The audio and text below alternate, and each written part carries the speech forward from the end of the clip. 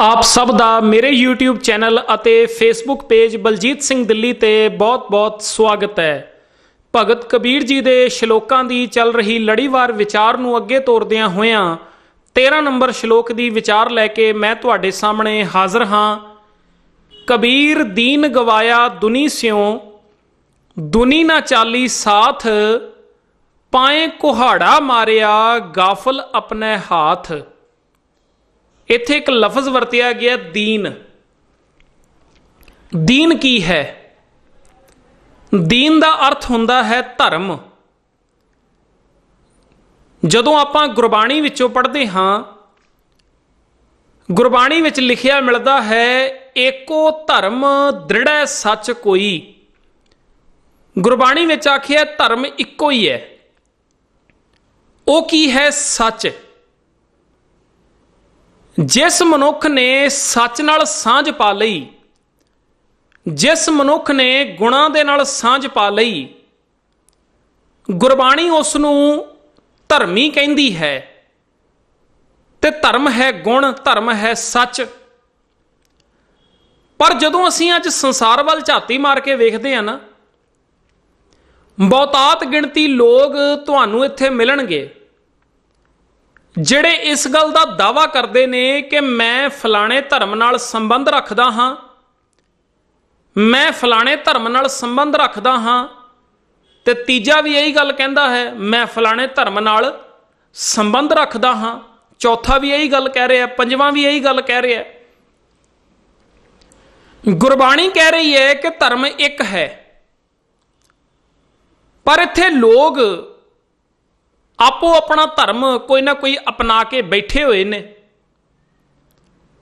ਅਸਲ ਦੇ ਵਿੱਚ ਜਿੰਨੇ ਅੱਜ ਧਰਮ ਸਾਨੂੰ ਵੇਖਣ ਵਾਸਤੇ ਮਿਲਦੇ ਪਏ ਨੇ ਨਾ, ਇਹ ਸਾਰੇ ਦੇ ਸਾਰੇ ਅਖੌਤੀ ਧਰਮ ਨੇ, ਸੋ ਕਾਲਡ ਧਰਮ ਨੇ। ਇਹ ਧਰਮ ਪੈਦਾ ਕਿਵੇਂ ਹੋਏ? ਜਿਹੜਾ ਪੁਜਾਰੀ ਹੈ, ਸ਼ਾਤਰ ਪੁਜਾਰੀ, ਜਿਹੜਾ ਲੋਕਾਂ ਨੂੰ ਵਹਿਮਾਂ ਭਰਮਾਂ ਦੇ ਵਿੱਚ ਪਾ ਕੇ ਆਪਣਾ ਹਲਵਾ ਮੰਡਾ ਚਲਾਉਂਦਾ ਹੈ, ਭਾਵੇਂ ਉਹ ਪੱਗ ਵਾਲਾ ਹੋਵੇ ਜਾਂ ਪੱਗ ਤੋਂ ਬਗੈਰ ਹੋਵੇ, ਦਾੜੀ ਵਾਲਾ ਹੋਵੇ ਜਾਂ ਦਾੜੀ ਤੋਂ ਬਗੈਰ ਹੋਵੇ, ਪੁਜਾਰੀ ਕਿਸੇ ਵੀ ਤਰ੍ਹਾਂ ਦਾ ਹੋ ਸਕਦਾ ਹੈ। ਜਿਹੜਾ ਸ਼ਾਤਰ ਪੁਜਾਰੀ ਹੈ ਨਾ, ਇਹ ਜਿਹੜੇ ਅਖੌਤੀ ਧਰਮ ਨੇ, ਇਹ ਸਾਰੇ ਦੇ ਸਾਰੇ ਉਹਦੇ ਪੈਦਾ ਕੀਤੇ ਹੋਏ ਨੇ ਤੇ ਲੋਕਾਂ ਨੂੰ ਇਹਨਾਂ ਧਰਮਾਂ ਦੇ ਚੱਕਰਾਂ ਦੇ ਵਿੱਚ ਉਲਝਾਇਆ ਪਿਆ ਹੈ। ਕੁਝ ਕੁ ਕਰਮ ਕਾਂਡ ਕਿਸੇ ਇੱਕ ਬੰਦੇ ਨੂੰ ਦੇ ਦਿੱਤੇ ਜਾਂਦੇ ਨੇ ਤੇ ਕਹਿ ਦਿੱਤਾ ਜਾਂਦਾ ਹੈ ਤੇਰਾ ਇਹ ਧਰਮ ਹੈ। ਦੂਜੇ ਨੂੰ ਵੀ ਇਸੇ ਤਰ੍ਹਾਂ ਕੀਤਾ ਜਾਂਦਾ ਹੈ। ਕੁਝ ਕੁ ਕਰਮ ਕਾਂਡ ਦੇ ਦਿੱਤੇ ਗਏ ਤੇ ਕਹਿ ਦਿੱਤਾ ਗਿਆ ਇਹ ਤੇਰਾ ਧਰਮ ਹੈ। ਉਹ ਕਰਮ ਕਾਂਡ ਕਰਨ ਨੂੰ ਹੀ ਧਰਮ ਸਮਝ ਲੈਂਦਾ ਹੈ। ਪੁਜਾਰੀ ਨੂੰ ਦਾਨ ਪੁੰਨ ਕਰਦਾ ਰਹਿੰਦਾ ਹੈ, ਪੁਜਾਰੀ ਦੀ ਦੁਕਾਨਦਾਰੀ ਚੱਲ ਗਈ ਤੇ ਬੰਦਾ ਜਿਹੜਾ ਹੈ ਉਹ ਵਹਿਮਾਂ ਭਰਮਾਂ ਕਰਮ ਕਾਂਡਾਂ ਦੇ ਵਿੱਚ ਪੈ ਕੇ ਆਪਣਾ ਜੀਵਨ ਤਬਾਹ ਕਰ ਲੈਂਦਾ ਹੈ। ਪਰ ਪੁਜਾਰੀ ਦੇ ਵੱਲੋਂ ਕਈ ਇਹ ਗੱਲ ਹੁੰਦੀ ਹੈ ਕਿ ਤੂੰ ਭਲਿਆ ਜੇ ਇਹ ਕਰਮ ਕਰੇਗਾ, ਜਿਹੜੇ ਇਹ ਕਰਮ ਕਾਂਡ ਨੇ, ਜਦੋਂ ਤੂੰ ਇਹ ਕਰੇਗਾ, ਤੀਰਥਾਂ ਤੇ ਜਾਏਗਾ, ਵਰਤ ਰੱਖੇਗਾ, ਫਲਾਣੀ ਜਗ੍ਹਾ ਤੇ ਜਾ ਕੇ ਮੱਥੇ ਰਗੜੇਗਾ, ਤੀਰਥ ਯਾਤਰਾ ਕਰੇਗਾ, ਠੀਕ ਹੈ ਨਾ, ਮੂਰਤੀਆਂ ਦੇ ਅੱਗੇ ਖੜ ਕੇ ਆਪਣਾ ਸਿਰ ਝੁਕਾਏਗਾ, ਆਰਤੀਆਂ ਕਰੇਗਾ, ਕਿਸੇ ਅਖੌਤੀ ਧਾਰਮਿਕ ਅਸਥਾਨ ਦੇ ਉੱਤੇ ਜਾਏਗਾ, ਉੱਥੇ ਗੋਲਕ ਦੇ ਵਿੱਚ ਮਾਇਆ ਪਾਏਗਾ, ਫਿਰ ਉਹ ਅਖੌਤੀ ਰੱਬ ਜਿਹੜਾ ਕਿਤੇ ਉੱਤੇ ਬੈਠਾ ਹੋਇਆ ਉਹਦੇ ਅੱਗੇ ਬੇਨਤੀਆਂ ਅਰਦਾਸਾਂ ਸਾਡੇ ਕੋਲੋਂ ਕਰਵਾਏਗਾ ਤੇ ਵੇਖੀ ਤੇਰੇ ਜੀਵਨ ਦੇ ਵਿੱਚ ਸੁੱਖ ਆ ਜਾਏਗਾ, ਸ਼ਾਂਤੀ ਆ ਜਾਏਗੀ, ਟਿਕਾ ਆ ਜਾਏਗਾ। ਬੰਦਾ ਸਭ ਕੁਝ ਕਰਦਾ ਹੈ, ਪਰ ਬੰਦੇ ਦੇ ਜੀਵਨ ਵਿੱਚ ਸੁੱਖ, ਸ਼ਾਂਤੀ, ਟਿਕਾ, ਆਨੰਦ ਕੱਖ ਵੀ ਨਹੀਂ ਆਉਂਦਾ। ਪਰ ਪੁਜਾਰੀ ਦੀ ਦੁਕਾਨਦਾਰੀ ਚੱਲ ਪੈਂਦੀ ਹੈ। ਉਹ ਕਹਿੰਦਾ ਇਹ ਧਰਮ ਹੈ, ਪਰ ਸੱਚ ਕਰਕੇ ਜਾਣਿਓ ਸੱਚਾ ਧਰਮ ਨਹੀਂ ਹੈ ਇਹ ਸਭ ਕੁਝ। ਇਹ ਕਰਮ ਕਾਂਡ ਕਰਨੇ ਸੱਚਾ ਧਰਮ ਨਹੀਂ ਹੈ। ਇਹ ਸਭ ਅਖੌਤੀ ਧਰਮ, ਸੋ ਕਾਲਡ ਧਰਮ ਜਿਹੜੇ ਨੇ ਉਹ ਬਣਾ ਕੇ ਦੁਨੀਆ ਦੇ ਲੋਕਾਂ ਨੂੰ ਦਿੱਤੇ ਹੋਏ ਨੇ। ਇਹਨਾਂ ਸੋ ਕਾਲਡ ਧਰਮਾਂ ਨੇ ਸਮਾਜ ਨੂੰ ਦਿੱਤਾ ਪਤਾ ਕੀ ਹੈ? ਸੁੱਖ ਨਹੀਂ ਦਿੱਤਾ, ਸ਼ਾਂਤੀ ਨਹੀਂ ਦਿੱਤੀ। ਸਮਾਜ ਦੇ ਵਿੱਚ ਇਹਨਾਂ ਨੇ ਪੈਦਾ ਕੀਤਾ ਹੈ ਦੰਗਾ ਫਸਾਦ, ਲੜਾਈ ਝਗੜੇ, ਮਾਰ ਕੁੱਟ, ਇਹ ਸਭ ਕੁਝ ਇਹਨਾਂ ਅਖੌਤੀ ਧਰਮਾਂ ਦਾ ਹੀ ਪੈਦਾ ਕੀਤਾ ਹੋਇਆ ਹੈ। ਤਾਈਓ ਤੁਸੀਂ ਵੇਖੋ ਨਾ, ਅੱਜ ਇੱਕ ਅਖੌਤੀ ਧਰਮ ਵਾਲਾ ਦੂਜੇ ਅਖੌਤੀ ਧਰਮ ਵਾਲੇ ਨੂੰ ਬਰਦਾਸ਼ਤ ਨਹੀਂ ਜੇ ਕਰਦਾ। ਅੱਜ ਭਾਰਤ ਦੀ ਗੱਲ ਕਰ ਲਈਏ, ਇੱਥੇ ਇੱਕ ਮਜ਼ਹਬ ਵਾਲਾ, ਇੱਕ ਅਖੌਤੀ ਧਰਮ ਵਾਲਾ ਦੂਜੇ ਅਖੌਤੀ ਧਰਮ ਵਾਲੇ ਦਾ ਦੁਸ਼ਮਣ ਹੋਇਆ ਪਿਆ ਹੈ। ਉਹ ਕਹਿੰਦਾ ਹੈ ਮੈਂ ਸਾਹਮਣੇ ਵਾਲੇ ਨੂੰ ਮਾਰਨਾ ਹੈ,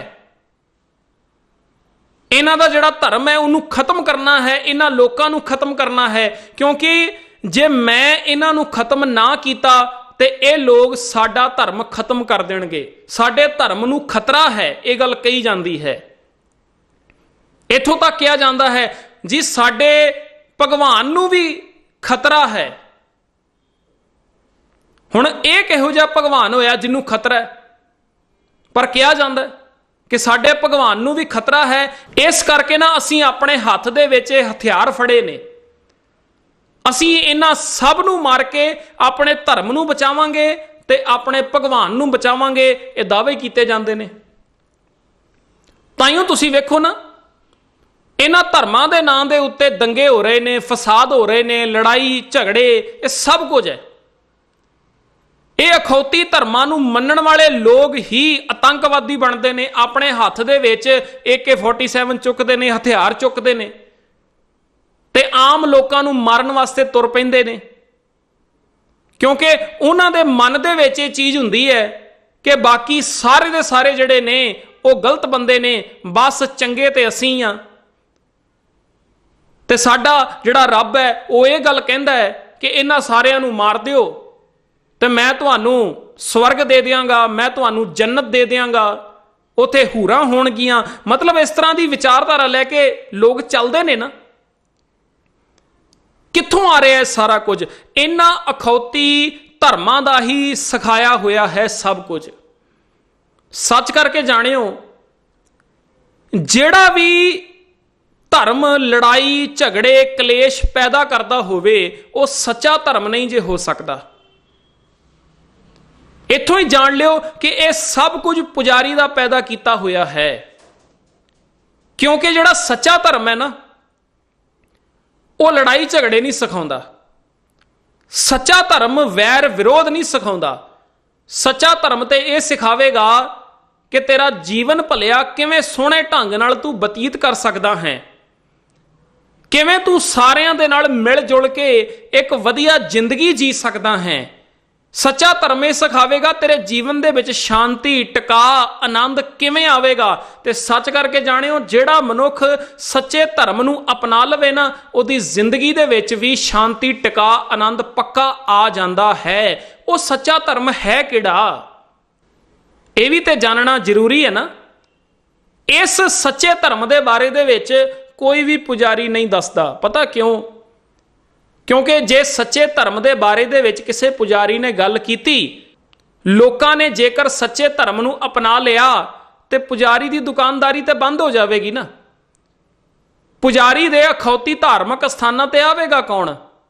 ਪੁਜਾਰੀ ਦੇ ਆਖੇ ਕੌਣ ਲੱਗੇਗਾ? ਉਹਦੀ ਦੁਕਾਨਦਾਰੀ ਖਤਮ ਹੋ ਜਾਵੇਗੀ। ਇਸ ਕਰਕੇ ਉਹ ਕਦੀ ਵੀ ਸੱਚੇ ਧਰਮ ਦੇ ਬਾਰੇ ਵਿੱਚ ਸਮਝਾਉਂਦਾ ਨਹੀਂ ਹੈ। ਪਰ ਗੁਰਬਾਣੀ ਨੇ ਸਾਨੂੰ ਇਸ ਸੱਚੇ ਧਰਮ ਦੇ ਬਾਰੇ ਵਿੱਚ ਸਮਝਾਇਆ ਹੈ, ਜਿਸ ਦਾ ਜ਼ਿਕਰ ਕਬੀਰ ਜੀ ਇੱਥੇ ਕਰਦੇ ਪਏ ਨੇ, ਦੀਨ ਲਫ਼ਜ਼ ਵਰਤ ਕੇ, ਧਰਮ ਲਫ਼ਜ਼ ਵਰਤ ਕੇ।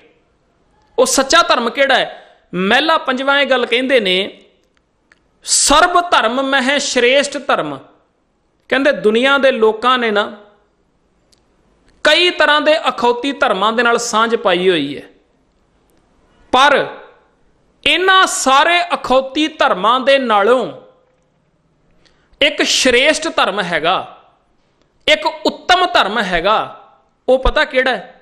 ਸਰਬ ਧਰਮ ਮਹਿ ਸ਼੍ਰੇਸ਼ਟ ਧਰਮ, ਹਰ ਕੋ ਨਾਮ ਜਪ ਨਿਰਮਲ ਕਰਮ। ਹਰ ਕੋ ਨਾਮ ਜਪ ਦਾ ਅਰਥ ਕੀ ਹੈ? ਗੁਣਾਂ ਨਾਲ ਸਾਂਝ ਪਾਉਣੀ, ਸੱਚ ਨਾਲ, ਦਇਆ ਨਾਲ, ਧੀਰਜ ਨਾਲ, ਇਮਾਨਦਾਰੀ ਨਾਲ, ਉਦਮ ਨਾਲ, ਇਹਨਾਂ ਗੁਣਾਂ ਨਾਲ ਸਾਂਝ ਪਾਉਣੀ। ਇਹਨੂੰ ਕਿਹਾ ਜਾਂਦਾ ਹੈ ਹਰ ਕੋ ਨਾਮ ਜਪ ਨਿਰਮਲ ਕਰਮ। ਨਿਰਮਲ ਕਰਮ ਕੀ ਹੈ? ਨਿਰਮਲ ਦਾ ਅਰਥ ਹੁੰਦਾ ਮੈਲ ਤੋਂ ਰਹਿਤ। ਮੈਲ ਤੋਂ ਰਹਿਤ ਕਰਮ ਕਰਨੇ ਨੇ, ਭਾਵ ਚੰਗੇ ਕਰਮ ਕਰਨੇ ਨੇ, ਨੇਕ ਕਰਮ ਕਰਨੇ ਨੇ, ਗੁਣਾਂ ਨੂੰ ਜੀਵਨ ਵਿੱਚ ਕਮਾਉਣਾ ਹੈ, ਸੱਚ ਨੂੰ, ਸੰਤੋਖ ਨੂੰ, ਦਇਆ ਨੂੰ, ਧੀਰਜ ਨੂੰ, ਤੇ ਇਹਨਾਂ ਗੁਣਾਂ ਦੇ ਅਨੁਸਾਰ ਚੱਲਦਿਆਂ ਹੋਇਆਂ ਨੇਕ ਕਰਮ ਕਰਨੇ ਨੇ। ਮੇਰੇ ਮਨ ਵਿੱਚ ਚੰਗੇ ਗੁਣ ਵਸੇ ਹੋਣ ਤੇ ਮੇਰੇ ਹੱਥ ਜਿਹੜੇ ਨੇ ਉਹ ਨੇਕ ਕਰਮ ਕਰ ਰਹੇ ਹੋਣ। ਇਸ ਨੂੰ ਕਿਹਾ ਗਿਆ ਹੈ ਧਰਮ। ਇਹ ਹੈ ਸੱਚਾ ਧਰਮ। ਹੁਣ ਗੌਰ ਕਰਿਓ, ਜੇ ਦੁਨੀਆ ਦਾ ਹਰ ਇੱਕ ਮਨੁੱਖ ਇਸ ਸੱਚੇ ਧਰਮ ਨੂੰ ਅਪਣਾ ਲਵੇ, ਚੰਗੇ ਗੁਣਾਂ ਨੂੰ ਜੀਵਨ ਵਿੱਚ ਕਮਾਵੇ ਤੇ ਨੇਕ ਕਰਮ ਕਰੇ, ਦੱਸੋ ਕੋਈ ਲੜਾਈ ਝਗੜਾ ਹੈ ਕਿਤੇ? ਕੋਈ ਦੰਗਾ ਫਸਾਦ ਹੋਵੇਗਾ? ਇੱਕ ਬੰਦਾ ਕਿਸੇ ਦੂਜੇ ਨੂੰ ਮਾਰੇਗਾ? ਕੋਈ ਦੂਜਾ ਕਿਸੇ ਪਹਿਲੇ ਨੂੰ ਮਾਰੇਗਾ?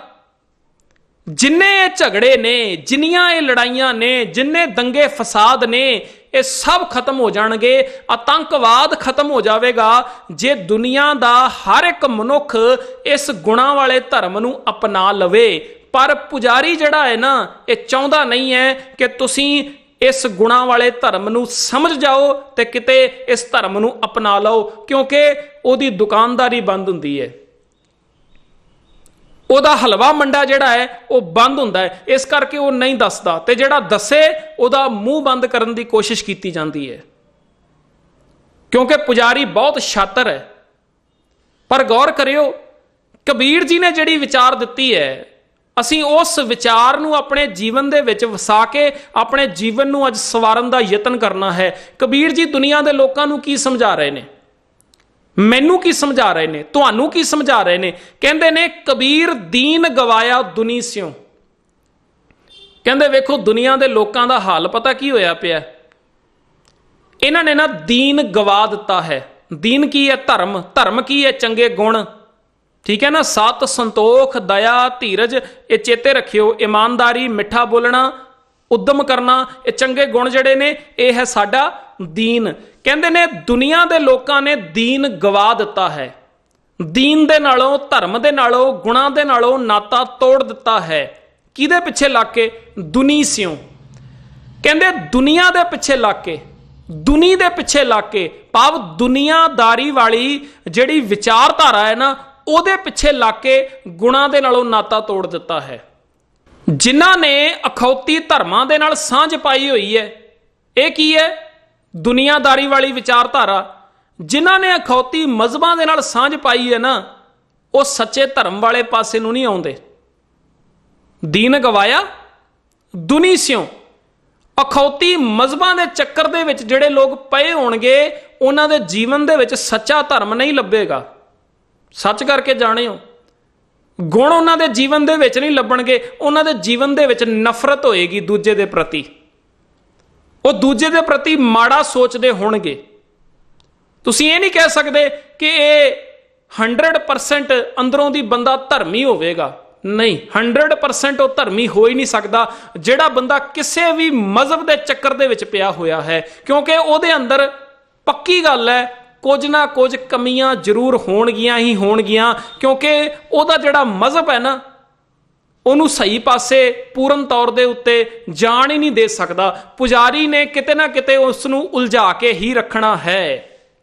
ਮੈਂ ਕੁਝ ਕੁ ਉਦਾਹਰਨਾਂ ਤੁਹਾਡੇ ਸਾਹਮਣੇ ਰੱਖਦਾ, ਗੌਰ ਕਰਿਓ ਜਰਾ ਕੁ।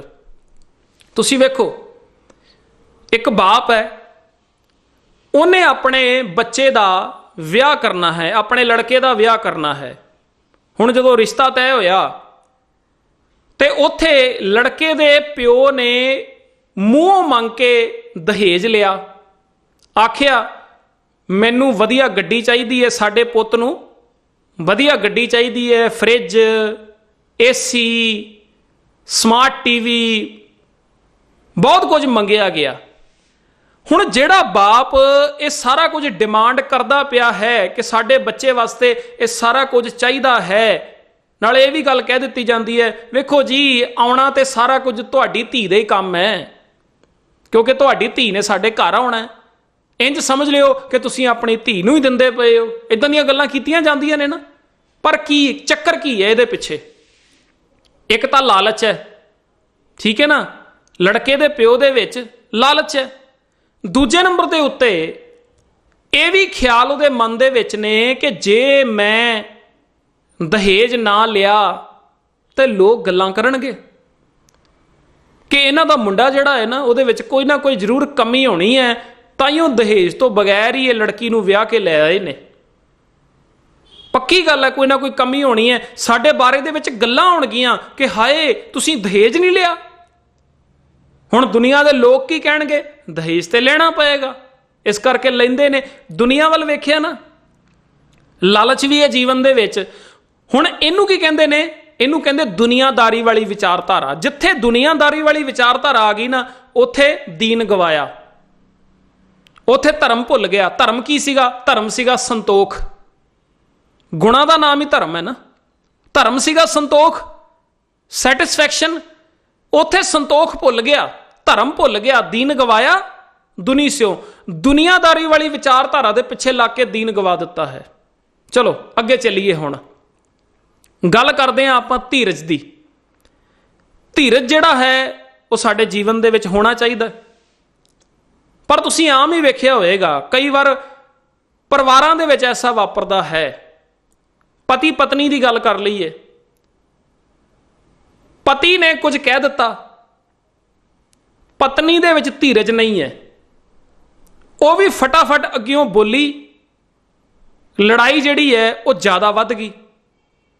ਕਈ ਵਾਰ ਐਸਾ ਵਾਪਰਦਾ, ਪਤਨੀ ਨੇ ਕੁਝ ਕਹਿ ਦਿੱਤਾ, ਪਤੀ ਦੇ ਵਿੱਚ ਧੀਰਜ ਨਹੀਂ ਹੈ, ਪਤੀ ਵੀ ਅੱਗਿਓਂ ਕੁਝ ਬੋਲ ਪਿਆ, ਲੜਾਈ ਜਿਹੜੀ ਹੈ ਉਹ ਜ਼ਿਆਦਾ ਵੱਧ ਗਈ।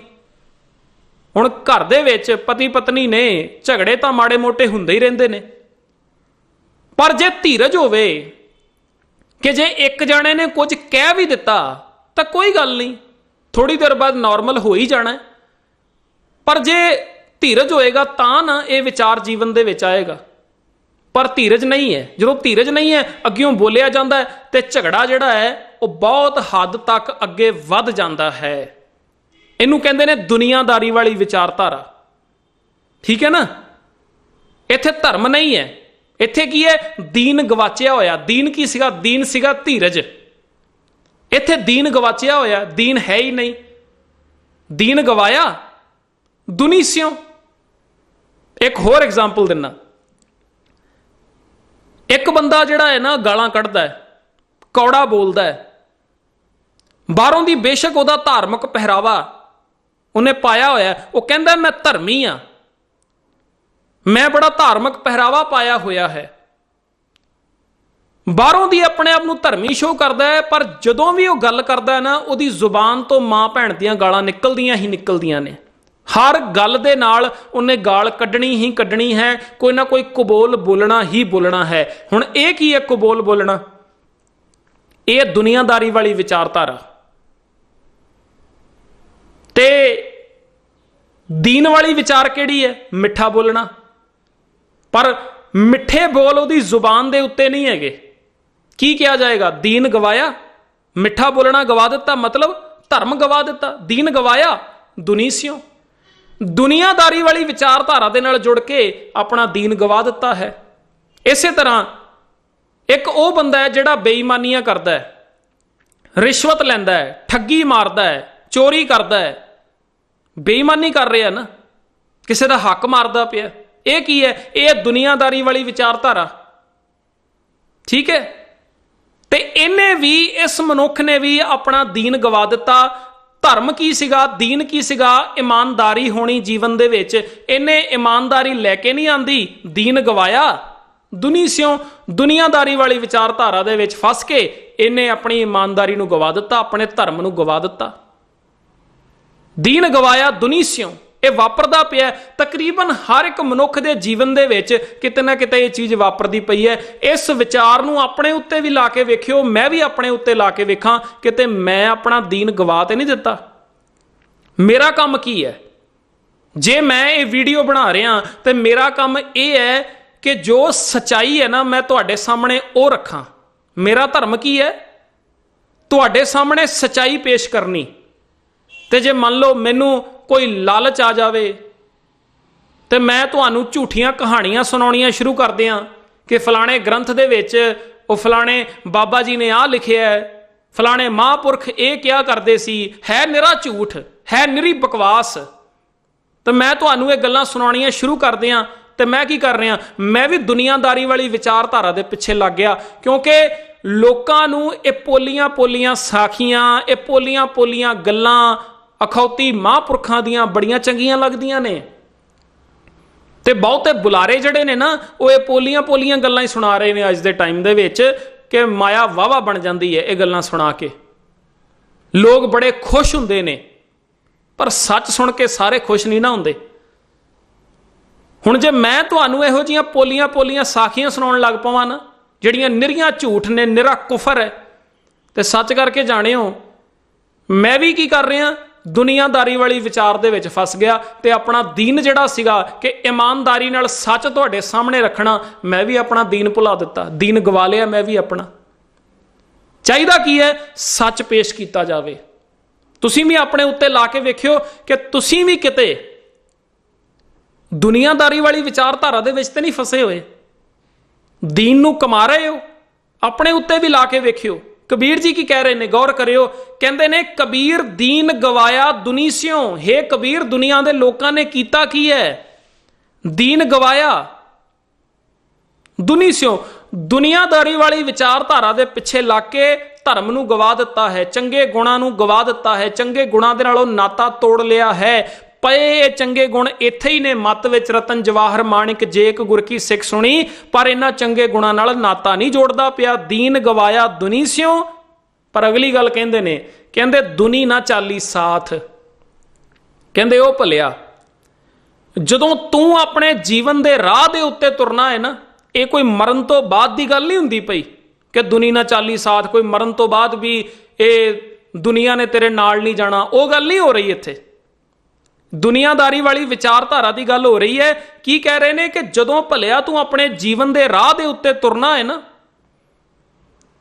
ਜਦੋਂ ਆਪਣਾ ਜੀਵਨ ਬਤੀਤ ਕਰਨਾ ਹੈ, ਅਸੀਂ ਕੀ ਕਰ ਰਹੇ ਹਾਂ, ਰੋਜ਼ ਆਪਾਂ ਕੀ ਕਰ ਰਹੇ ਹਾਂ, ਆਪਣੇ ਜੀਵਨ ਦੇ ਰਾਹ ਦੇ ਉੱਤੇ ਤੇ ਤੁਰਦੇ ਪਏ ਹਾਂ। ਜਿੱਦਾਂ ਜਿੱਦਾਂ ਮਿੰਟ ਬੀਤਦੇ ਨੇ, ਜਿੱਦਾਂ ਜਿੱਦਾਂ ਸੈਕਿੰਡ ਬੀਤਦੇ ਨੇ, ਜਿੱਦਾਂ ਜਿੱਦਾਂ ਘੰਟੇ ਬੀਤਦੇ ਨੇ, ਜਿੱਦਾਂ ਜਿੱਦਾਂ ਇਹ ਹਫ਼ਤੇ ਮਹੀਨੇ ਸਾਲ ਬੀਤਦੇ ਨੇ, ਇਹ ਕੀ ਹੋ ਰਿਹਾ, ਇਹ ਸਾਡੇ ਜੀਵਨ ਦਾ ਰਸਤਾ ਹੈ। ਅਸੀਂ ਤੁਰੀ ਜਾ ਰਹੇ ਹਾਂ ਆਪਣੇ ਜੀਵਨ ਦੇ ਰਸਤੇ ਦੇ ਉੱਤੇ, ਭਾਵ ਆਪਣਾ ਜੀਵਨ ਬਤੀਤ ਕਰਦੇ ਜਾ ਰਹੇ ਹਾਂ। ਕਹਿੰਦੇ ਭਲਿਆ, ਜਦੋਂ ਤੂੰ ਆਪਣੇ ਜੀਵਨ ਦੇ ਰਾਹ ਦੇ ਉੱਤੇ, ਜੀਵਨ ਦੇ ਰਸਤੇ ਦੇ ਉੱਤੇ ਤੁਰਨਾ ਹੈ ਨਾ, ਸੱਚ ਕਰਕੇ ਜਾਣੀ ਦੁਨੀ ਨਾ ਚਾਲੀ ਸਾਥ। ਇਹ ਜਿਹੜੀ ਦੁਨੀਆਦਾਰੀ ਵਾਲੀ ਵਿਚਾਰਧਾਰਾ ਤੂੰ ਲੈ ਕੇ ਬੈਠਾ ਹੋਇਆ ਨਾ, ਇਹਨੇ ਤੇਰੇ ਨਾਲ ਨਹੀਂ ਤੁਰਨਾ। ਆ ਜਿਹੜੀ ਵਿਕਾਰਾਂ ਵਾਲੀ ਮੱਤ ਤੂੰ ਲੈ ਕੇ ਬੈਠਾ ਹੋਇਆ ਨਾ, ਸੱਚ ਕਰਕੇ ਜਾਣੀ ਇਹਨੇ ਤੇਰੇ ਨਾਲ ਨਹੀਂ ਤੁਰਨਾ। ਨਾਲ ਕਿਵੇਂ ਨਹੀਂ ਤੁਰਨਾ, ਹੁਣ ਗੌਰ ਕਰਿਓ ਜਰਾ।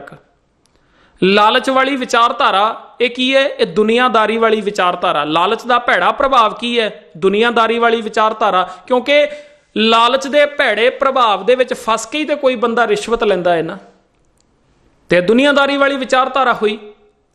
ਹੁਣ ਲਾਲਚ ਦੇ ਭੈੜੇ ਪ੍ਰਭਾਵ ਦੇ ਹੇਠਾਂ ਆ ਕੇ ਮੰਨ ਲਓ ਕਿਸੇ ਨੇ ਰਿਸ਼ਵਤ ਲੈ ਲਈ, ਲਾਲਚ ਦਾ ਭੈੜਾ ਪ੍ਰਭਾਵ ਆਇਆ, ਬੰਦੇ ਨੇ ਰਿਸ਼ਵਤ ਲਈ, ਠੱਗੀ ਮਾਰੀ, ਬੇਈਮਾਨੀ ਕੀਤੀ। ਹੁਣ ਇਹ ਫੜਿਆ ਗਿਆ ਬੰਦਾ, ਪਤਾ ਲੱਗ ਗਿਆ ਕਿ ਇਹਨੇ ਰਿਸ਼ਵਤ ਲਈ ਹੈ 50,000 ਦੀ। ਹੁਣ ਜਦੋਂ ਇਸ ਬੰਦੇ ਨੂੰ ਸਜ਼ਾ ਹੋਣੀ ਹੈ ਨਾ, ਇਸ ਬੰਦੇ ਨੇ ਜੇਲ੍ਹ ਦੇ ਵਿੱਚ ਜਾਣਾ ਹੈ, ਉੱਥੇ ਲਾਲਚ ਨੇ ਇਹਦੇ ਨਾਲ ਨਹੀਂ ਜਾਣਾ। ਮਤਲਬ ਲਾਲਚ ਉੱਥੇ ਇਹਦੀ ਕੋਈ ਮਦਦ ਨਹੀਂ ਕਰ ਸਕਦਾ, ਇਹਦਾ ਕੋਈ ਸਾਥ ਨਹੀਂ ਦੇ ਸਕਦਾ। ਪਰ ਜੇ ਇਸ ਬੰਦੇ ਦੇ ਪੱਲੇ ਸੰਤੋਖ ਹੁੰਦਾ, ਜੇ ਇਹ ਕਹਿੰਦਾ ਮੈਂ ਰਿਸ਼ਵਤ ਲੈਣੀ ਨਹੀਂ, ਮੈਂ ਕਿਸੇ ਤਰ੍ਹਾਂ ਦਾ ਕੋਈ ਗਲਤ ਕੰਮ ਕਰਨਾ ਹੀ ਨਹੀਂ, ਜੇ ਇਹਦੇ ਅੰਦਰ ਇਹ ਵਿਚਾਰ ਹੁੰਦੀ, ਤੇ ਨਾ ਇਹਨੇ ਫੜਿਆ ਜਾਣਾ ਸੀਗਾ, ਤੇ ਨਾ ਇਹਨੇ ਜੇਲ੍ਹ ਦੇ ਵਿੱਚ ਜਾਣਾ ਸੀ, ਤੇ ਸੰਤੋਖ ਨੇ ਇਹਦਾ ਸਾਥ ਹਮੇਸ਼ਾ ਦਿੰਦੇ ਹੀ ਰਹਿਣਾ ਸੀਗਾ। ਇਹਨੇ ਕਿਸੇ ਪ੍ਰੋਬਲਮ ਦੇ ਵਿੱਚ ਨਹੀਂ ਸੀ ਫਸਣਾ। ਪਰ ਬੰਦਾ ਜਦੋਂ ਦੁਨੀਆਦਾਰੀ ਵਾਲੀ ਵਿਚਾਰਧਾਰਾ ਵਾਲੇ ਪਾਸੇ ਨੂੰ ਤੁਰ ਪੈਂਦਾ ਹੈ ਨਾ, ਇਹ ਲਾਲਚ ਦਾ ਭੈੜਾ ਪ੍ਰਭਾਵ ਪਹਿਲਾਂ ਤੇ ਆ ਜਾਏਗਾ, ਆ ਕੇ ਮਾੜਾ ਕੰਮ ਕਰਵਾ ਜਾਏਗਾ। ਪਰ ਜਦੋਂ ਕੋਈ ਪ੍ਰੋਬਲਮ ਆਉਂਦੀ ਹੈ ਤੇ ਉੱਥੇ ਇਹ ਸਾਥ ਦੇਣ ਵਾਸਤੇ ਨਹੀਂ ਆਉਂਦੇ। ਪਰ ਸੱਚ ਕਰਕੇ ਜਾਣਿਓ, ਜੇ ਪੱਲੇ ਚੰਗੇ ਗੁਣ ਹੋਣਗੇ ਨਾ, ਤੇ ਇਹ ਚੰਗੇ ਗੁਣ ਹਮੇਸ਼ਾ ਬੰਦੇ ਦਾ ਸਾਥ ਦਿੰਦੇ ਨੇ। ਸੱਜਣ ਸਈ ਨਾਲ ਮੈਂ ਚਲਦਿਆਂ ਨਾਲ ਚਲਨ, ਜਿੱਥੇ ਲੇਖਾ ਮੰਗੀ ਹੈ ਤਿੱਥੇ ਖੜੇ ਦਿਸਨ। ਜਿੱਥੇ ਵੀ ਗੁਣਾਂ ਦੀ ਲੋੜ ਹੁੰਦੀ ਹੈ ਨਾ, ਕਿਸੇ ਵੀ ਤਰ੍ਹਾਂ ਦੀ ਕੋਈ ਪ੍ਰੋਬਲਮ ਆ ਜਾਵੇ, ਕੋਈ ਵਿਕਾਰ ਅਟੈਕ ਕਰ ਰਿਹਾ ਹੋਵੇ, ਜੇ ਗੁਣਾਂ ਨਾਲ ਨਾਤਾ ਜੁੜਿਆ ਹੋਇਆ ਹੈ ਤੇ ਇਹ ਚੰਗੇ ਗੁਣ ਉਸੇ ਸਮੇਂ ਸਾਥ ਦੇਣ ਵਾਸਤੇ ਨਾਲ ਆ ਕੇ ਖਲੋ ਜਾਂਦੇ ਨੇ। ਇਹ ਲਾਲਚ ਦੇ ਭੈੜੇ ਪ੍ਰਭਾਵ ਵਰਗੇ ਨਹੀਂ ਕਿ ਆਪਣਾ ਕੰਮ ਕੀਤਾ ਤੇ ਨਿਕਲ ਗਏ। ਚੰਗੇ ਗੁਣ ਹਮੇਸ਼ਾ ਨਾਲ ਆ ਕੇ ਖਲੋਂਦੇ ਨੇ। ਇਹ ਜਿਹੜਾ ਸੱਚਾ ਧਰਮ ਹੈ ਹਮੇਸ਼ਾ ਨਾਲ ਆ ਕੇ ਖਲੋਵੇਗਾ। ਕੱਚੇ ਧਰਮ ਜਿਹੜੇ ਨੇ ਉਹ ਕਦੀ ਵੀ ਨਾਲ ਆ ਕੇ ਨਹੀਂ ਖਲੋਂਦੇ, ਉਹ ਸਾਥ ਛੱਡ ਜਾਂਦੇ ਨੇ। ਕਬੀਰ ਦੀਨ ਗਵਾਇਆ ਦੁਨੀ ਸਿਉ, ਦੁਨੀ ਨਾ ਚਾਲੀ ਸਾਥ, ਪਾਏ ਕੁਹਾੜਾ ਮਾਰਿਆ। ਕੁਹਾੜਾ ਕੀ ਕਹਿੰਦੇ ਨੇ? ਕੁਹਾੜਾ ਇੱਕ ਹਥਿਆਰ ਹੈ। ਐਗਜ਼ਾਮਪਲ ਦਿੱਤੀ ਇੱਕ ਤਰੀਕੇ ਦੀ, ਕਹਿੰਦੇ ਨੇ ਬੰਦੇ ਨੇ ਨਾ ਆਪਣੇ ਪੈਰ ਦੇ ਉੱਤੇ ਵੇਖੋ ਆਪ ਹੀ ਕੁਹਾੜਾ ਮਾਰ ਲਿਆ। ਤੇ ਮਾਰਿਆ ਵੀ ਕਿਵੇਂ ਹੈ? ਗਾਫਲ ਕਿਹਾ ਜਾਂਦਾ ਹੈ ਲਾਪਰਵਾਹ ਬੰਦੇ ਨੂੰ। ਕਹਿੰਦੇ ਇਸ ਲਾਪਰਵਾਹ ਬੰਦੇ ਨੇ ਆਪਣੇ ਹੀ ਹੱਥ ਦੇ ਨਾਲ ਕੁਹਾੜੇ ਨੂੰ ਚੁੱਕਿਆ ਤੇ ਆਪਣੇ ਪੈਰ ਦੇ ਉੱਤੇ ਮਾਰ ਲਿਆ। ਗੱਲ ਕਰਨ ਦਾ ਇੱਕ ਢੰਗ ਹੈ, ਮਤਲਬ ਇਹਨੇ ਆਪ ਹੀ ਮਾੜਾ ਕੰਮ ਕੀਤਾ ਹੈ ਤੇ ਮਾੜਾ ਕੰਮ ਕਰਨ ਦੇ ਕਰਕੇ ਇਹ ਆਪ ਹੀ ਹੁਣ ਫਸ ਗਿਆ ਹੈ ਪ੍ਰੋਬਲਮ ਦੇ ਵਿੱਚ। ਪਾਏ ਕੁਹਾੜਾ ਮਾਰਿਆ, ਗਾਫਲ ਆਪਣੇ ਹੱਥ। ਹੁਣ ਇਹ ਕਿਸੇ ਨੂੰ ਦੋਸ਼ ਦੇਣ ਜੋਗਾ ਨਹੀਂ ਹੈ, ਕਿਉਂਕਿ ਗਲਤੀ ਇਹਦੀ ਸੀ, ਦੀਨ ਇਸਨੇ ਆਪ ਗਵਾਇਆ ਸੀਗਾ। ਤੇ ਦੁਨੀਆਦਾਰੀ ਵਾਲੀ ਵਿਚਾਰਧਾਰਾ ਦੇ ਨਾਲ ਸਾਂਝ ਇਹਨੇ ਆਪ ਪਾਈ ਸੀ, ਕਿਉਂਕਿ ਮੇਰੇ ਹੱਥ ਵੱਸ ਹੈ ਨਾ ਸਭ ਕੁਝ। ਇਹ ਵੀ ਇੱਕ ਕੁਦਰਤ ਦਾ ਨਿਯਮ ਹੈ। ਆਪਾਂ ਅੱਗੇ ਵੀ ਵਿਚਾਰ ਕੀਤੀ ਸੀ ਕਿ ਜਿਸ ਤਰ੍ਹਾਂ ਦਾ ਮੈਂ ਕਰਮ ਕਰਾਂਗਾ ਆਪਣੇ ਜੀਵਨ ਦੇ ਵਿੱਚ, ਉਸੇ ਤਰ੍ਹਾਂ ਦਾ ਰਿਜ਼ਲਟ ਮੈਨੂੰ ਮਿਲੇਗਾ। ਜੇ ਤੇ ਮੈਂ ਨੇਕ ਕਰਮ ਕੀਤੇ ਹੋਣਗੇ ਤੇ ਰਿਜ਼ਲਟ ਬੜਾ ਨੇਕ ਹੋਵੇਗਾ, ਤੇ ਜੇ ਮੈਂ ਮਾੜੇ ਕਰਮ ਕੀਤੇ ਹੋਣਗੇ ਤੇ ਰਿਜ਼ਲਟ ਜਿਹੜਾ ਹੈ ਨਾ ਉਹ ਬਹੁਤ ਮਾੜਾ ਹੋਵੇਗਾ। ਤਾਂ ਕਰਕੇ ਇੱਥੇ ਇਹ ਗੱਲ ਲਿਖੀ ਹੈ, ਪਾਏ ਕੁਹਾੜਾ ਮਾਰਿਆ, ਗਾਫਲ ਆਪਣੇ ਹੱਥ। ਤੇ ਇਹ ਵੀ ਗੱਲ ਗੁਰਬਾਣੀ ਵਿੱਚ ਆਈ, ਜਦੋਂ ਤੂੰ ਮਾੜਾ ਕੰਮ ਕਰਨ ਤੋਂ ਬਾਅਦ ਫਸ ਜਾਵੇਂ ਨਾ, ਦੋਸ਼ ਕਿਸੇ ਦੂਜੇ ਨੂੰ ਨਾ ਦਈ ਕਿ ਫਲਾਣੇ ਦੇ ਕਰਕੇ ਹੋਇਆ। ਦੱਦਾ ਦੋਸ਼ ਨਾ ਦੇਉ ਕਿਸੇ, ਦੋਸ਼ ਕਰਮਾਂ ਆਪਣੇ ਆ। ਇਹ ਤੇਰੇ ਕੰਮਾਂ ਦਾ ਦੋਸ਼ ਹੈ, ਤੂੰ ਗਲਤ ਕੰਮ ਕੀਤਾ ਸੀਗਾ ਤਾਂ ਤੇਰੇ ਨਾਲ ਸਭ ਕੁਝ ਵਾਪਰਿਆ। ਦੋਸ਼ ਕਰਮਾਂ ਆਪਣੇ ਆ, ਜੋ ਮੈਂ ਕੀਆ ਸੋ ਮੈਂ ਪਾਇਆ, ਦੋਸ਼ ਨਾ ਦੀਜੇ ਅਵਰਜਨਾ। ਜੋ ਮੈਂ ਕੀਤਾ ਉਹ ਮੈਂ ਪਾਇਆ। ਇੱਥੇ ਕਿਸੇ ਹੋਰ ਨੂੰ ਦੋਸ਼ ਦਿੱਤਾ ਹੀ ਨਹੀਂ ਜਾ ਸਕਦਾ। ਜੇ ਮੈਂ ਚਾਹੁੰਦਾ ਤੇ ਮੈਂ ਦੀਨ ਨੂੰ ਸਾਂਭ ਕੇ ਰੱਖ ਸਕਦਾ ਸੀਗਾ, ਧਰਮ ਨੂੰ ਸਾਂਭ ਕੇ ਰੱਖ ਸਕਦਾ ਸੀਗਾ, ਚੰਗੇ ਗੁਣਾਂ ਨਾਲ ਨਾਤਾ ਜੋੜ ਕੇ ਰੱਖ ਸਕਦਾ ਸੀਗਾ, ਪਰ ਮੈਂ ਇਹ ਕੰਮ ਕੀਤਾ ਨਹੀਂ। ਜਦੋਂ ਦੁਨੀਆ ਵਾਲੀ ਵਿਚਾਰਧਾਰਾ ਨਾਲ ਜੁੜ ਗਿਆ, ਦੁਨੀਆਦਾਰੀ ਵਾਲੇ ਪਾਸੇ ਨੂੰ ਤੁਰ ਪਿਆ, ਤੇ ਉਦੋਂ ਦੀਨ ਗਵਾਚ ਗਿਆ। ਤੇ ਅੱਜ ਹਾਲ ਐਸਾ ਹੋਇਆ ਪਿਆ ਹੈ ਕਿ ਮੈਂ ਪ੍ਰੋਬਲਮ ਦੇ ਵਿੱਚ ਫਸਿਆ ਪਿਆ ਹਾਂ। ਚਲੋ ਕੋਈ ਨਹੀਂ, ਜੇ ਪਹਿਲਾਂ ਸੋਝੀ ਨਹੀਂ ਸੀ, ਅੱਜ ਸੋਝੀ ਆ ਗਈ ਹੈ, ਤੇ ਅੱਜ ਹੀ ਚਾਹੀਦਾ ਹੈ ਕਿ ਦੁਨੀਆਦਾਰੀ ਵਾਲੀ ਵਿਚਾਰਧਾਰਾ ਦੇ ਨਾਲੋਂ ਨਾਤਾ ਤੋੜ ਕੇ ਜਿਹੜੇ ਚੰਗੇ ਗੁਣ ਮੇਰੇ ਅੰਦਰ ਹੀ ਪਏ ਨੇ, ਸਤ, ਸੰਤੋਖ, ਦਇਆ, ਧੀਰਜ, ਇਮਾਨਦਾਰੀ, ਉਦਮ, ਇਹਨਾਂ ਚੰਗੇ ਗੁਣਾਂ ਨਾਲ ਨਾਤਾ ਜੋੜਿਆ ਜਾਵੇ। ਜੇ ਅੱਜ ਸਾਡਾ ਨਾਤਾ ਚੰਗੇ ਗੁਣਾਂ ਨਾਲ ਜੁੜ ਜਾਵੇਗਾ ਤੇ ਸਾਡਾ ਜੀਵਨ ਅੱਜ ਹੀ ਬਹੁਤ ਖੂਬਸੂਰਤ ਬਣ ਜਾਵੇਗਾ। ਸੋ ਇਹ ਵਿਚਾਰ ਭਗਤ ਕਬੀਰ ਜੀ ਨੇ ਅੱਜ ਦੇ ਸ਼ਲੋਕ ਦੇ ਵਿੱਚ ਸਾਡੇ ਸਾਹਮਣੇ ਰੱਖੀ ਹੈ। ਆਓ ਇਸ ਵਿਚਾਰ ਨੂੰ ਆਪਣੇ ਜੀਵਨ ਦੇ ਅੰਦਰ ਅਪਣਾ ਕੇ ਧਰਮੀ ਬਣਨ ਦਾ ਯਤਨ ਕਰੀਏ। ਜੇ ਇਹ ਵਿਚਾਰ ਤੁਹਾਨੂੰ ਚੰਗੀ ਲੱਗੀ ਹੈ, ਵੱਧ ਤੋਂ ਵੱਧ ਇਸ ਵੀਡੀਓ ਨੂੰ ਸ਼ੇਅਰ ਕਰ ਦਿਓ, WhatsApp ਤੇ Facebook ਤੇ ਸ਼ੇਅਰ ਕਰ ਦਿਓ, ਅਤੇ ਜਿਨ੍ਹਾਂ ਨੇ ਅਜੇ ਤੱਕ ਮੇਰਾ YouTube ਚੈਨਲ ਸਬਸਕ੍ਰਾਈਬ ਨਹੀਂ ਕੀਤਾ, ਸਬਸਕ੍ਰਾਈਬ ਕਰ ਲਿਓ, ਬੈਲ ਆਈਕਨ ਦਬਾ ਦਿਓ, ਆਲ ਤੇ ਕਲਿੱਕ ਕਰਿਓ, ਤਾਂ ਕਿ ਜਦੋਂ ਵੀ ਨਵੀਂ ਵੀਡੀਓ ਅਪਲੋਡ ਕੀਤੀ ਜਾਵੇ ਉਸ ਦਾ ਨੋਟੀਫਿਕੇਸ਼ਨ ਤੁਹਾਨੂੰ ਪੁੱਜ ਜਾਵੇ। ਧੰਨਵਾਦ।